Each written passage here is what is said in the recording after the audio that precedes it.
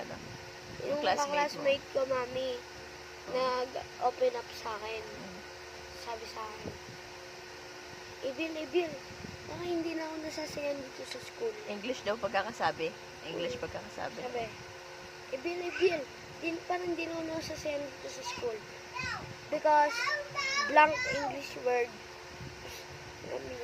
Sabi ko, ha? Ano yun? Ano yun? Ang in-explain niya, sabi, the meaning of,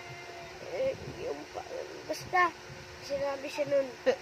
Yun, sabi ko, Blight, huwag mo na ako i-Englishin. Direct to the point na. Sabi niya, lilipat daw siya ng school. Sa letteran. Sabi ko, yun lang pala eh. Ano pa yung place sa mga ganun-ganun? Hanggang ngayon, hindi mo pa rin alam kung ano yung English na yun na sinabi. Nakalimutan ko na yung sinabi. Ba't ka mo kasi ni English? Ano? Yung parang ano daw yun. Manunod ka Basta kasi ng tungkol sa Peppa Pig. emotion.